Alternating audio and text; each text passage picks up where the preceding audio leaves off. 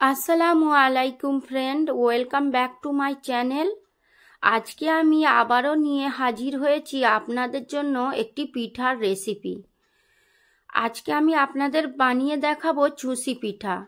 খুবই অল্প উপাদানে একেবারে ঝটফট আপনাদের বানিয়ে দেখাবো। এই রেসিপিটা শুরু করার আগে একটা অনুরোধ করব, আমার চ্যানেল এখনো না সাবস্ক্রাইব করা থাকলে সাবস্ক্রাইব করার অনুরোধ রইল। একটা কড়াইতে আমি 2 কাপ পানি দিয়ে দেব, দিয়ে সামান্য লবণ দিয়ে একটু নাড়িয়ে নেব।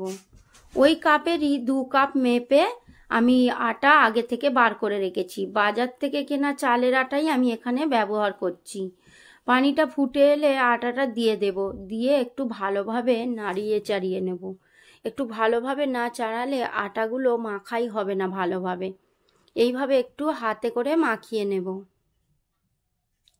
আমার ভিডিওটা কে কোথায় থেকে দেখছেন আমাকে কমেন্টে জানাবেন। আমি আপনাদের কমেন্টের অপেক্ষায় থাকি। ভালোভাবে নাড়িয়ে চাড়িয়ে নেওয়ার পর আমি এইভাবে 10 মিনিট ঢাকা দিয়ে রেখে দেব। আর এই যে ফুটোটা আছে ঢাকনার, আমি ওই ফুটোটা বন্ধ করে দেব।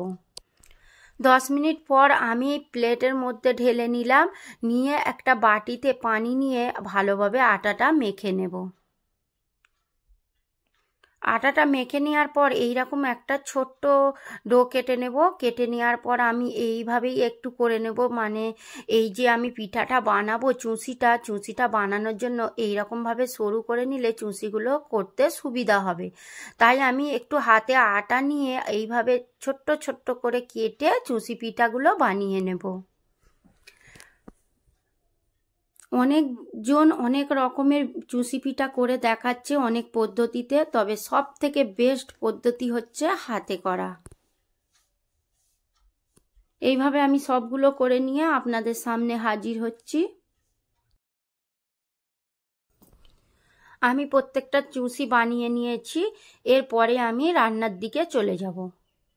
কড়াইতে আমি 400 মিলি দুধ নিয়ে নিচ্ছি। এটা আমি আগে থেকে জাল করে 500 মিলি দুধটাকে 400 করে রেখে দিয়েছি। সঙ্গে দিয়ে দিচ্ছি 2টো ফাটানো এলাচ আর সামান্য একটু লবণ দিয়ে দুধটা একটু নাড়াচাড়া করব ফুটে আসার জন্য।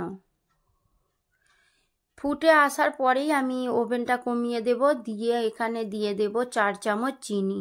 চিনির পরিমাণটা আপনারা বাড়িয়ে কমিয়ে নিতে পারেন। চিনিটা দিয়ে দুধটা একটু ভালোভাবে নেড়ে নেব। যেহেতু আমি আগে থেকে দুধটা ফুটিয়ে রেখে দিয়েছি, তাই আমাকে বেশি এখানে ফোটাতে হচ্ছে না। আর আমি যেই চুষিটা করেছি এর মধ্যে থেকে আমি অর্ধেকটা রান্না করছি।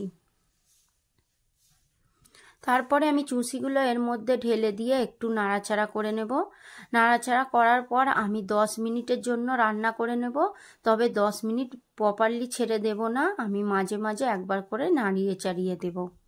10 মিনিট পর আপনাদের দেখিয়ে দিচ্ছি যে চুষিটা কীরকম সিদ্ধ হয়েছে। 10 মিনিট পর আমি ফিরে এলাম। দেখুন আমার চুষি পিঠা রেডি।